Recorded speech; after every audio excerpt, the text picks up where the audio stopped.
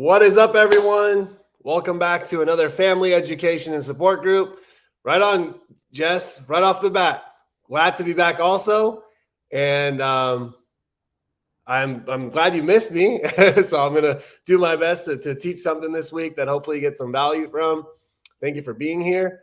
And I won't be here next week, just to give you a little heads up. But then outside of that, I should be pretty regular moving forward. But welcome back, everyone, to another family education and support group with myself, Parham. This is something we do pretty much each and every single Saturday, maybe besides last week. But there's some stuff going on with my other job, which is coaching high school basketball, that kind of takes me away from some of the Saturdays, but that's okay. What's up, Jim? What's up, Kathleen? Really grateful to be here today. And Hossein John, what is up? So let me give a quick introduction of myself for anyone that might be listening or tuning in for the first time. My name is Parham. I am the weekly host of this show. Pretty much what this show is, hey, Michael, what's up, bud? Pretty much what this show is family education and support on topics such as addiction, mental health, codependency, communication, rebuilding trust, understanding the recovery process, self-care, and like I say, a little bit of everything in between. It's user-friendly, so it's kind of interactive as you write your comments and interact and ask questions. I do my best to always respond. I do have a master's degree in marriage and family therapy. So, and I also am a licensed addictions counselor. So addictions coming with whether it's behaviors or substances or somewhere in between. So I have a good understanding of mental health and how it impacts us, not just as the individual going through it, but also family members. A little pup right here. Benny, say hi to the people. Benny, say hi to the people. Okay, he didn't like that. So what's up, Martha? Welcome. So, and I also am in recovery too. So some people might want to know or understand kind of what's going on here with the recovery process. I have been in personal recovery myself since June 13th of 2008.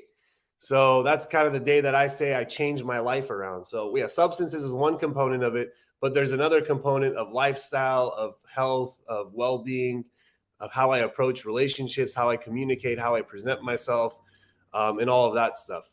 Mom and Dad, what's up? So let's get right into it. 2 days from now, we have this holiday known as Halloween. So for those of you who don't know, Halloween is actually like a Celtic holiday. It goes back in time, and pretty much they believe that on Hallows Eve, that a lot of kind of, I don't know, let's call them ghosts or spirits would come around their town. So they would wear masks to defend themselves from those evil spirits, hence the whole costume idea. And there's also something else that the Japanese say that was kind of the catalyst of this specific talk that I'm giving. Now, this talk, by the way, if you're here for yourself, for your addiction recovery, it'll apply. If you're here for a loved one, it'll apply. If you are a human being that was born and now is watching this, at somewhere along the line, this talk will apply to you. I promise you this. Just mark my words there, and then afterwards we can see if I was telling the truth or lying. But there's something that the Japanese say, which is kind of profound and simple at the same time, which most profound things are. It says that all human beings wear 3 masks. The first mask is the mask that you show the world. The second mask is the mask that you show your friends and family. And the third mask is the mask you don't show anyone. And they say that is the truest form of self. I'm going to say this again because I really want you to catch this whole thing. So they say, the Japanese say, we got 3 faces. Now you can call them masks or faces. They're interchangeable. But the Japanese say we have 3 faces. The first face is the face that I show the world. Okay. The second face is the face that I show my close friends and my family. And the third face is the face that I don't show anyone at all. And they believe that that third face is our truest form of self. So all that being said, again, remember I said I'm a licensed therapist. I have an understanding of mental health. Well, there's something called emotional masks that human beings wear. These emotional masks are adaptations of events and emotions that we've experienced in our life.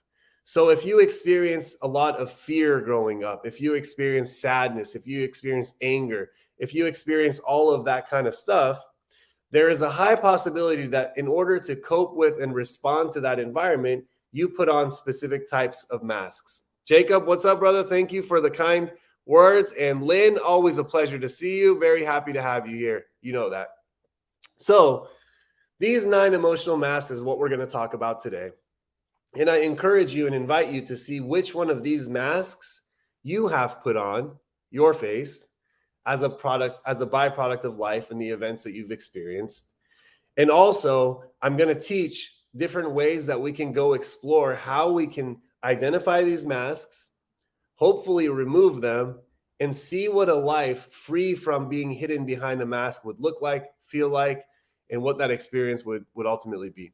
So at any point during my live stream, this is fully interactive. If you have questions, if you want me to stop to explain, if you want to do any of that stuff, feel free to, and we'll go from there. So, ready to go? The first mask is the mask of the humorist. So it is a mask that somebody puts on their face, and behind that mask, what they do is this. Everything turns into a joke. Everything turns into comedy. Everything is very light-hearted. Everything is very brushed off as if it's just something that's really not happening to them, but happening around them.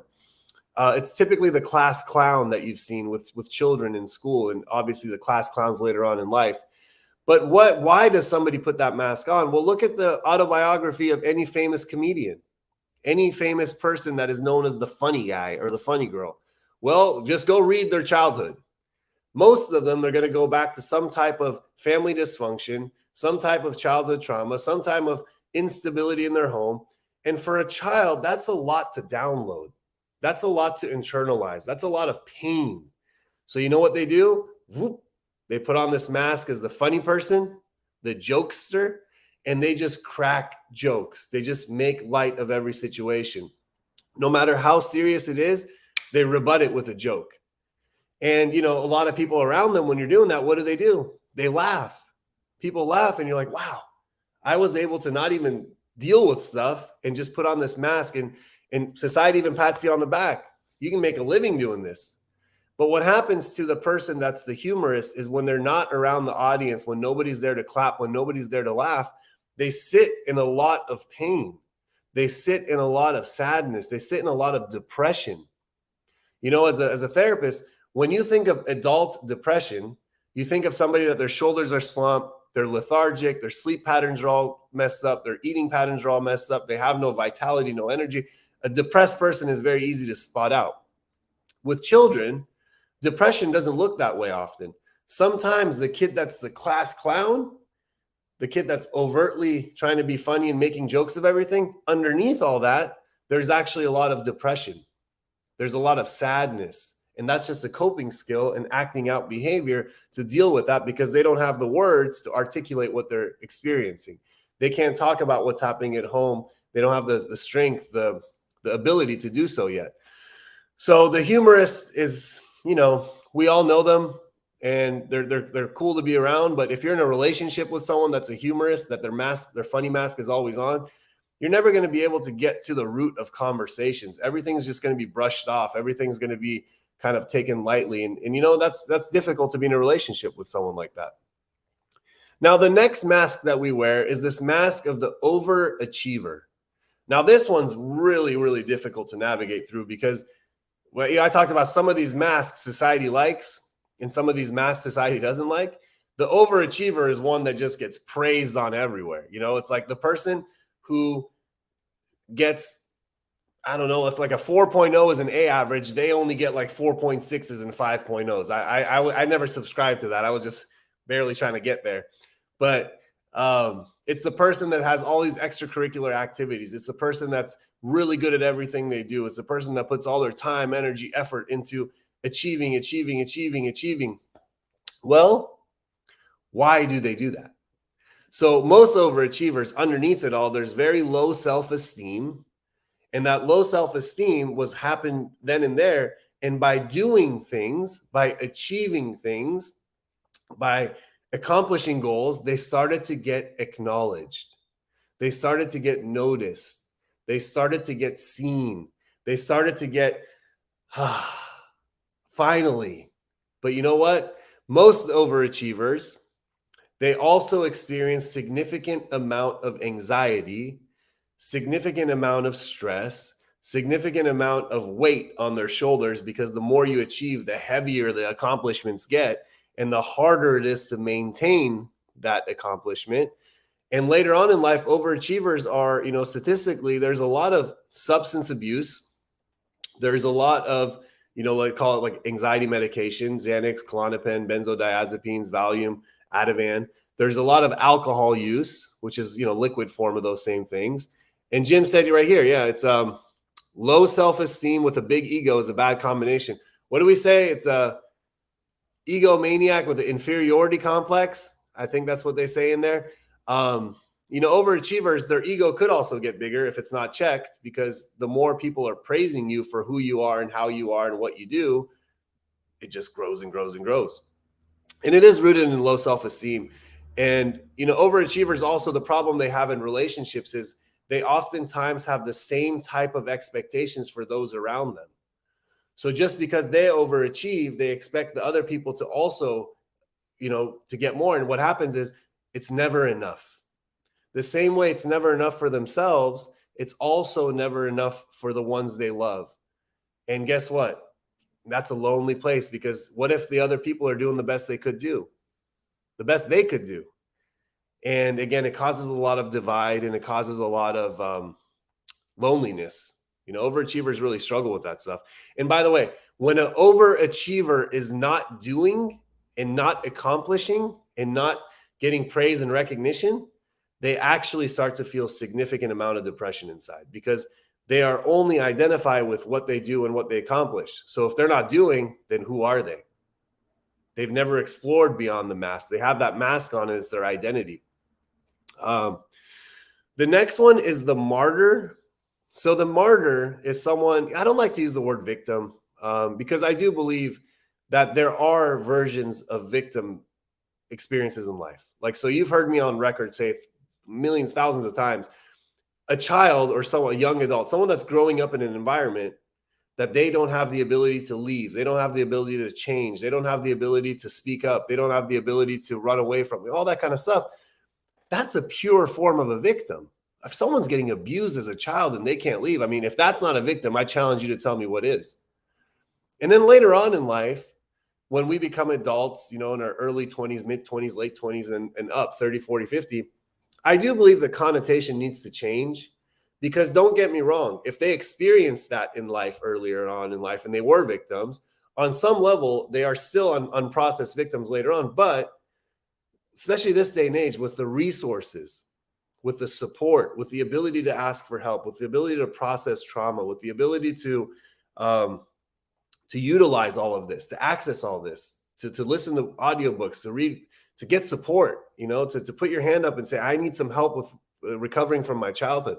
Because all that's available right now, I do believe that a victim in childhood is not the same thing as a victim in adulthood. Now, there are crimes that happen to people. I want you to know there's people that get crime, they get violated. That's still a victim. I'm just talking about the stuff that happened early in your life. At some point, it's like, am I going to work on this or not? Am I going to recover from this or not? Because if you just wait around for somehow magically for someone to come heal you, for it to go away, dude, no one's coming. No one's coming to save you from what happened to you in your childhood. 100%, Martha, I'm actually going to get into that. Are martyrs more likely to be codependent? Codependency is going to come in a few of these masks when I move forward. Okay, so a martyr is somebody that I like to call it the self-sacrificial at their own expense. But here's what happens. So there's, parents are taught to be self-sacrificial. So that's one message that we have, which, don't get me wrong, it's not a bad message.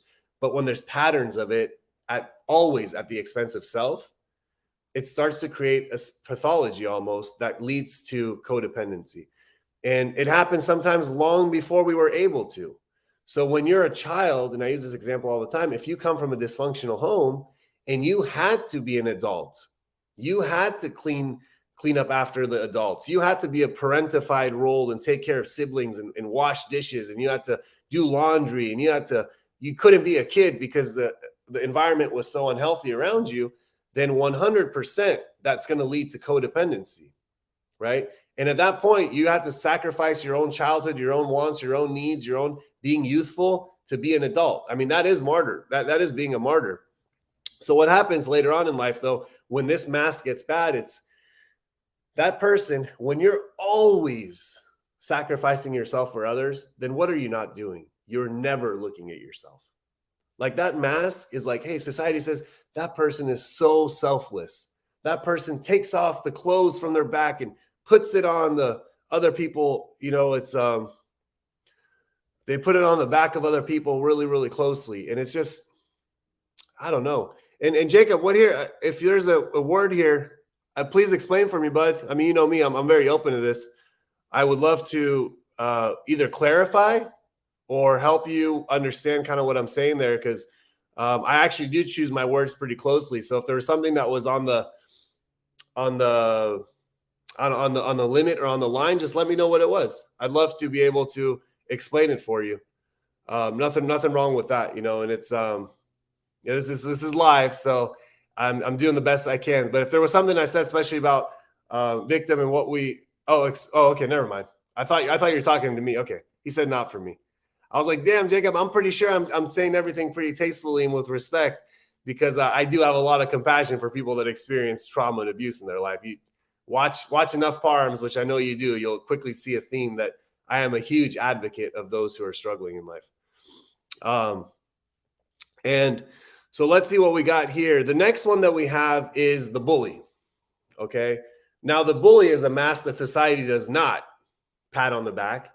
Society tells that person you're a bad person. Society tells that person that what you do harms other people. And by the way, they're not a bad person. They're a human being that has adapted to something, and they're doing something which I'll talk about was either done to them or they observed it in their environment.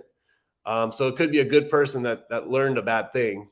But what they do does impact people. You know, I've been on records thousands of times saying sticks and stones may break your bones, but words will never hurt you. That is the biggest bullshit, excuse my language, that I've ever heard in my life. Words hurt people. So if you're a bully with your words and how you demean people and what you say to them, let alone if you hit people, that makes a significant impact in the lives of others. So the bully is a mask someone wears that's usually really wounded inside, and they don't know what to do with that pain. So hurt people. A bully doesn't know what to do with that pain, so they act to others oftentimes what was done to them. I always think of imagine like a third grader that's a bully, and they're bullying other kids that are weaker than them in school. And, you know, everyone says the bully's a bad kid and they're doing bad things, which there's some truth to that kind of stuff. But if you had the chance to watch that little third grader walk away and watch that third grader go home on his walk, and you like a bird's eye view, like with a drone camera, you're just watching that kid go. And that kid finally goes inside their home, and you're able to bring that drone and kind of capture what's happening inside the house of that kid. That kid is not going home in a place that's warm, that's loving, that's caring, that's compassionate. There is oftentimes that child, they've experienced abuse physically on themselves. There's oftentimes that kid goes and closes the door because mom and dad are fighting and beating the heck out of each other. He comes out and sees dad press mom against the wall or something like that, or mom throwing something at dad and breaking things, and other siblings are getting abused, watching other siblings get abused or other siblings abusing them. These are all things that lead to a child, a 10-year-old going to school, bullying another child, right? So the mask this bully wears is to protect them. So people that I always see them, like if I ever have a meeting with someone and it's a parent that comes in and they're just like, kind of like the grown bully, right? They're just angry and they want to take it out on somebody for no reason. It's like, I don't even know you, so I don't take it personal. But I just know that underneath all that, there's a lot of hurt and a lot of pain. It's like a defense mechanism. You puff yourself up because inside you feel so small, right? And the mask of the bully obviously is someone that's not going to be liked. So if that's a mask that you wear, some people think, well, it helps me succeed in my professional life. This happens to like Wall Street guys all the time, or like finance guys all the time. They say, hey, this is what you got to do. It's a dog-eat-dog world. You got to go out there and you got to fight and you got to do this and you got to deal with some of these guys. And then they go home and their kids don't like them, their wives don't like them. It's like, all right, dude, you succeeded in making something called money, piece of paper that's printed, but the real relationships in your life, which is where the value's at, really don't like the fact that you're a bully. And so let's see what Jess said here, because my son's bully a few years ago in like second or third grade was basically walking himself all the way down the hill alone to the bus stop. So I can imagine how his home life is. He's always walking alone. Yeah, it's this is a perfect example. First of all, I'm sorry that your son experienced that. It's not just your son. I'm sorry for all the sons and daughters and people who experience a bully in their life. You know, it's not a personal thing. But the second part, you said it shows a lot of maturity by you, and it shows a lot of compassion by you, because at the end of the day, that kid's also a kid. But yeah, I can imagine what his home life is like. I'll tell you this, Jess, as a therapist, there is no action that just happens out of nowhere. Like every behavior has a cause. And that kid that's always walking everywhere alone, that just means he's pretty much neglected. No one's paying attention to him. And you know what? Negative attention is better than no attention at all at the end of the day. So he just wants someone to see him, and there's so much rage. And by the way, as a child, if that's happening, that anger unchecked turns into rage. It turns into crimes later on in life. Not all the people, sorry, that's overgeneralization. A lot of people that are behind bars, they come from childhoods just like that no one cared. You know, and they're like, well, no one cares. I'll show you. Where do you think that rebellion comes from? That chip on the shoulder, that anger, that animosity, that me against the world comes from? Because at some point in their life, it was them against the world. You know, so thank you for sharing that. The next one we have is the control freak. Some family members are going to identify with this. Sorry to use the word freak. You know, I'm not saying that, but you get it. So it's a mask people wear called the control freak. So where does this mask come from? And by the way, what do people control? Well, you can control sometimes your physical environment, you know, becoming really obsessive with your physical environment. People can become really controlling with what they eat into their body. It could, the extreme version of it could become into like eating disorders. People can control other people in relationships. People can control something as simple as like going on vacation. Like there's like 5 people on vacation, but one person's in charge of the itinerary, you know? And if anybody wants to do anything besides the scheduled itinerary, it throws them off. So the control freak, here's where it comes from, right? Because no child is born a control freak. It's freaking impossible, right? They're actually really spontaneous and cool and go with the flow, and whatever happens, happens. You remember summer when you're a kid, like summertime? Like summertime when you're in 3rd or 4th grade, it's just like you wake up in the morning, well, what am I going to do today? You know, there's no like obsession with control. So when a child's life growing up is out of control, this could be family dysfunction. It could be moving chaotically all the time. It could be unstable relationships. It could be, you know, just instability. When the world is out of control, what a human being has to do is to be able to control as many things as possible to create the illusion of control. They still don't have control over these things, but by controlling my environment, controlling what I put in my body, controlling how I interact with people, controlling how I live my life, it makes me feel like I have more control in this life.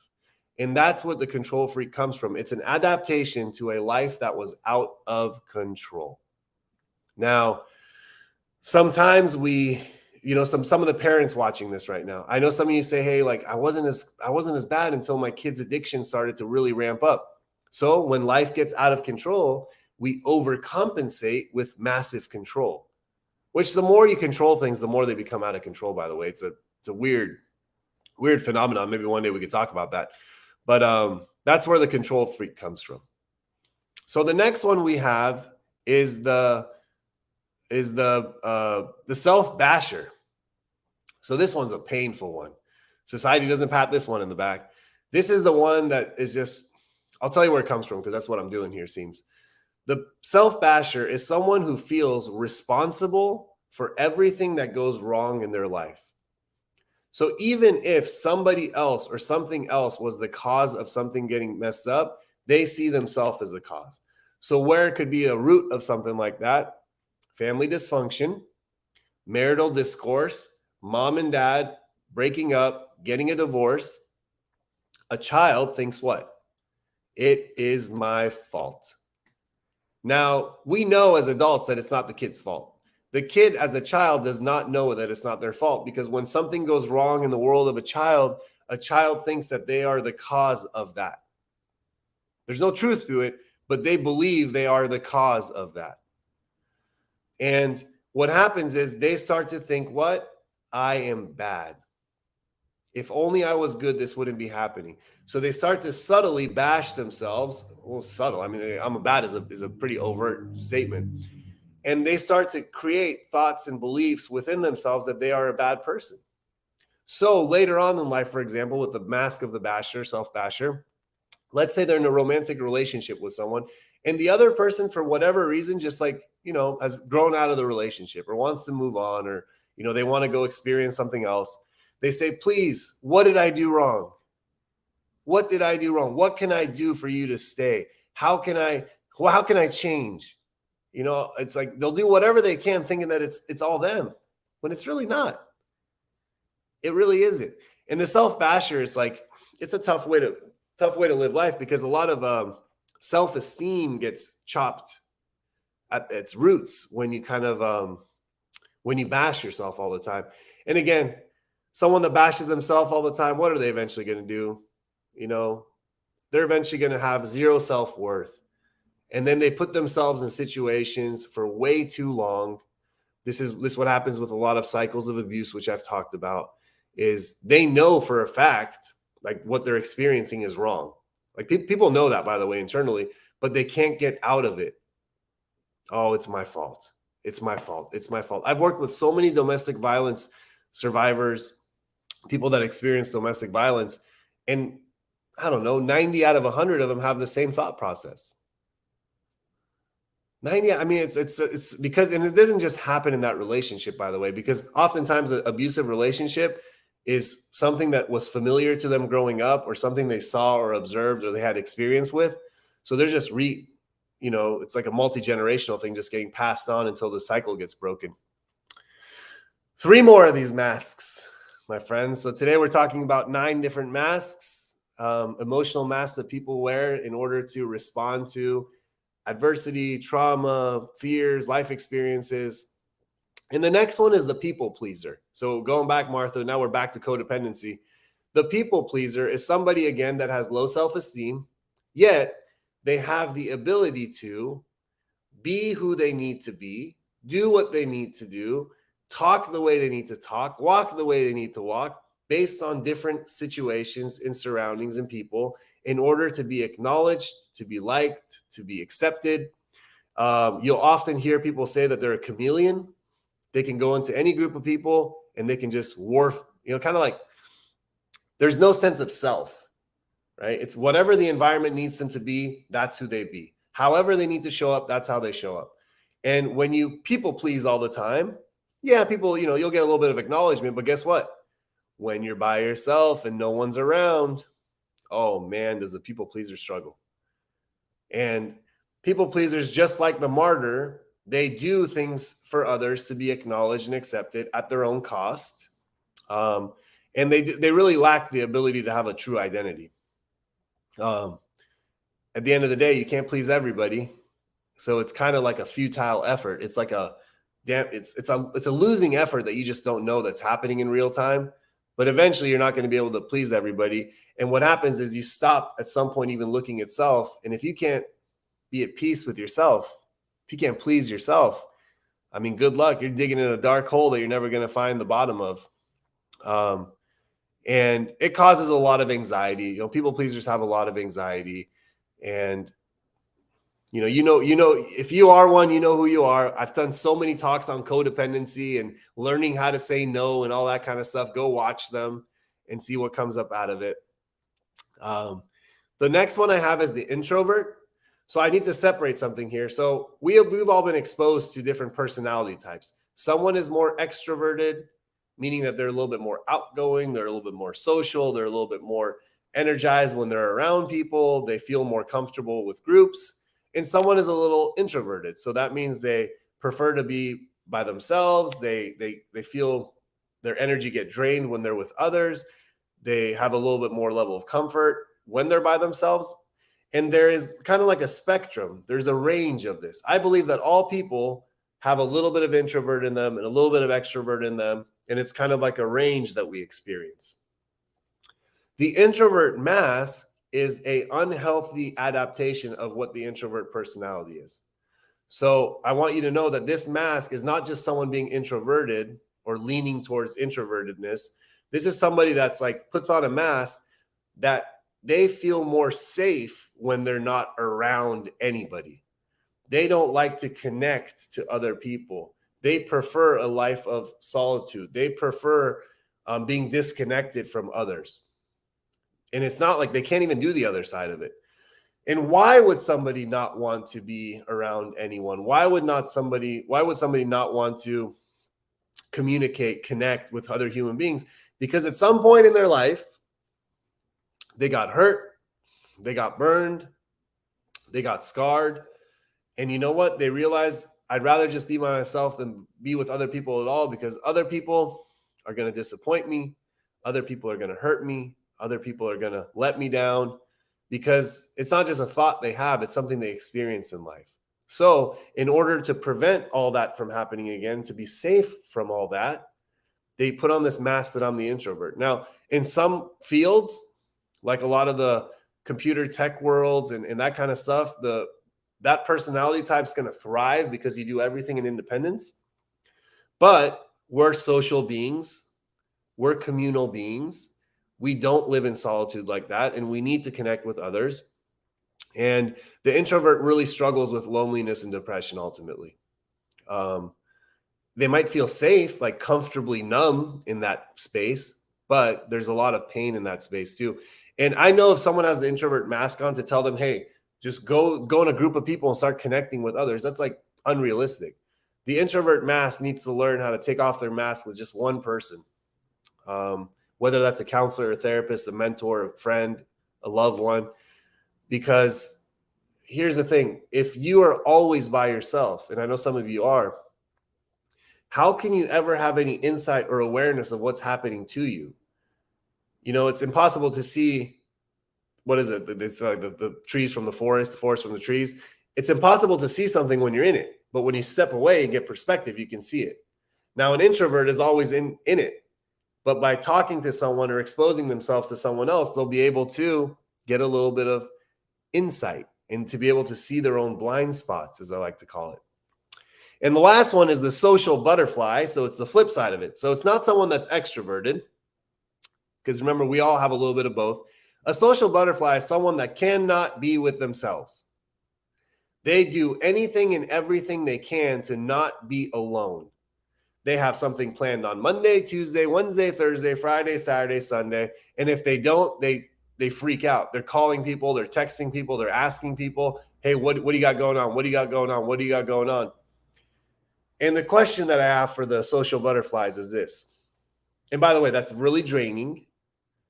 And social butterflies often say something that even in a room full of people, they still feel alone. Because guess what? The social butterfly isn't actually connecting to people. The social butterfly is not connecting to people when they're out. They think they are. It's all surface level stuff.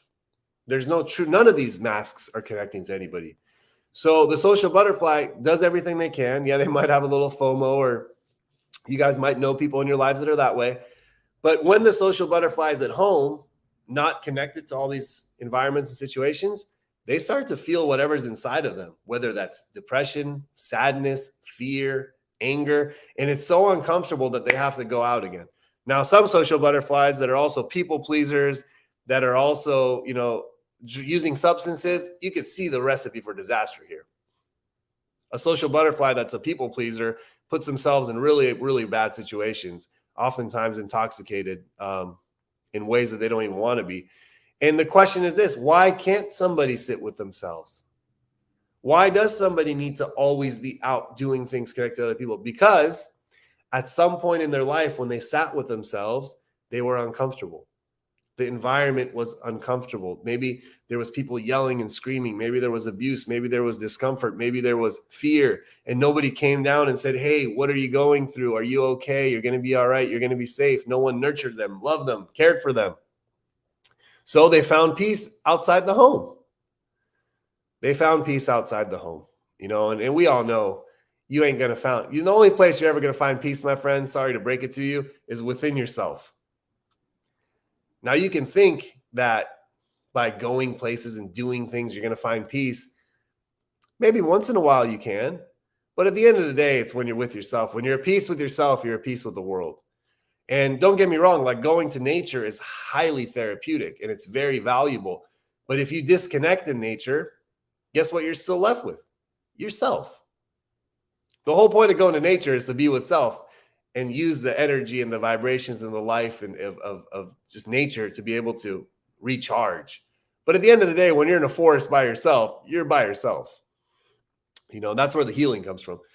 So I went over the 9 masks, and now I'm going to tell you a few keys of if you identified with one, few, or all of those. Nobody identifies with all of them.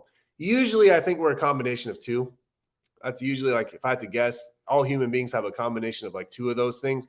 One is the more dominant one, and one is the one that's less dominant. Sorry if I'm moving around a lot. I got Benny here. So try to make this weekend the only time. Yeah, that's why I do this talk on Halloween, Jim. Try to make this weekend the only time you need that mask to fit in. Yeah, it's you got a one-time get out of jail free card on today, tomorrow, and Monday. We'll call it that. So this is what I want you to do now. If you identified with one, few, or some of those, the first question is this. You need to ask yourself, when and where did you put on that mask? Because remember, children are not born with a mask. There's no one that is born that's the humorist, the overachiever, the martyr, the bully, the control freak, the self-basher, the people pleaser, the introvert, the social butterfly. Yet, each and every single one of you watching this right now identified with a few of those. Right? So you got to find out, when did you put the mask on? Right? When and where? And then what you have to do from there is why did you do it? So every action, every cause and effect, every action, reaction, there's a reason for it. So if I put a mask on, what was the reasoning for it? You got to get clear with that, right? So once you have the time and then the reason, then you ask yourself the question is, how did it help you? How did it help you? Because, for example, let's say the humorist, right? Just the first one we talked about. They say, okay, when I was 6 years old, my mom and dad were always fighting and we were moving, and I ended up leaving. I never saw my dad for 5 years. And my other brother got sick when he was young, and we lost my brother when he was young, and my mom struggled financially, whatever the thing is, right? So that mask that put on, that child was in so much pain. They could say, I put it on when I was a child. The reason I put it on was because my life was just riddled with pain. How it helped me was it helped me not feel all those feelings. It helped me kind of be able to function and go out in school and be able to make friends. But now how it hurts you. So these masks, they're not just all positive, there's also negative. So now when I'm in a relationship, I can't be authentic. I can't be real. I can't have serious conversations. I don't know how to deal with my emotions still. When I'm by myself, I'm really depressed. All that stuff. So now it's, how does it hurt you? So you got to get that. You got to get clear with all that, right? You got to get clear with all that. And then the question is, what would it look like if you remove the mask and lived in your authenticity and lived in your truth and lived in your feelings? Well, for some of you, the answer might be, I don't know. I've never done it before. Well, you've done it before. You might not remember. Remember, the mask wasn't on when you were born. But what happens, these masks become so tight that they feel like a layer of the skin. We forget that we're actually wearing something. We think that it's just us. We think it's our personality and our characteristics. It's not true. It's actually an adaptation. And again, like I said, sometimes these masks are mask on mask on mask on mask. So what does that mean? So when I walk up to someone and say, hey, my name is Param, Are they actually seeing me in who I am, or are they seeing an adaptation that I had on fear, anxiety, trauma, loss, and what I choose to show the world? And that's the goal that we want to do, my friends, is you want to be able to find out, like, who is the person underneath all that? I mean, who is that person underneath all that? And then the question is, what is holding you back? So if you can't imagine what a life free from your masks look like, what is holding you back? Some of you might say, I'm just not ready to find out who I am. Okay, fair. How long have you been wearing the mask? Since you're 8 years old? And you're what now? 20, 30, 40, 50, 60, 70 years old? Wow, when are you going to get ready? Like in the next lifetime? Right? So if not now, that's cool. That's none of my business. But you got to ask yourself when. If not now, when? What else is holding you back? So you're not ready for it. That's cool. Well, is it fear? Fear of what? Fear of living a life exposed? Well, there should also be fear of living a life hidden. You know, that fear is like, we all experience it. But I believe that when we hide behind things, we're actually more afraid than when we show up. Like hiding is what people do when they're afraid. And at some point in your life, absolutely, you had the right to be afraid, because I said, you know, it happened then and there. But right now, right, to open up and to live with bravery and courage and just like to show up. And yeah, Michael, fear of judgment is something this destroys people, right? But here's the thing. I want you to hear this. And I know you're just doing conversation starters, but people that live behind the humorous mask or the overachiever, the martyr, the bully, people that are already living behind masks, you're being judged. People judge that person. Oh, he's the funny guy. He's the guy that's selfish. Oh, he's the person that's always a victim, or that's the person that's just a mean person, or that person just controls everything. We get judged behind these masks. So why not get judged without them? You're going to get judged both ways, right? So, yeah, and it's face everything and recover. Absolutely. That's when I was going to get into that for fear. Let's see what Cataline said here. This is a truly hard task. I identified with a few of these masks and still lifetime challenge to find myself. Keep searching, Cataline. You've come a long way. And some of those masks you wore were out of necessity. You had to prove yourself to self and others. You know, when you come from different lands to foreign lands and this and that, like you become an overachiever. I get it, right? But it's time to keep to challenge to find your true self underneath all that. And Hossein John, thank you for making ponder these questions in my own personal life. I'm sure it will be a great help for me in my life from here on. Absolutely. And you know what? It's okay once in a while to put on a mask, but all creations in this land, you know, we are all more beautiful without masks. Okay. We are all more beautiful without masks. Honestly, go look at a child. When you go look at a child, what do children do that's amazing? They laugh. They're creative. They're funny. They're inspiring. They're hopeful. They're energetic without a mask. Like the purest form of human expression is a form of human expression that is bare, that's raw, that doesn't have a mask on. So we all know that. We all understand that. We all envy that in children. We were all that at one point in our lives. So why not do the work, dig deep, do the work, the uncomfortable stuff that Cataline's talking about there, to find out what masks we're wearing, why we're wearing them, how do they help us, how are they hurting us, and what would it look like to live a life free from these masks and be our authentic self. So everybody that said thank you. And I had Benny on my lap the whole time. Benny, say bye to the people. Benny's a 4.5-year-old little, what is he? He's a Morkie, a Maltese and a Yorkie. So everyone have a good one. Benny, say bye to the peeps. Love and appreciate all of you. I will be back 2 weeks from now. Next week I have obligations again, but feel free to share this with anyone. Like, share this link with people because Halloween's coming up. I think they'll get a lot out of it. Love all you guys too. Thank you and have a wonderful one. Bye, everyone.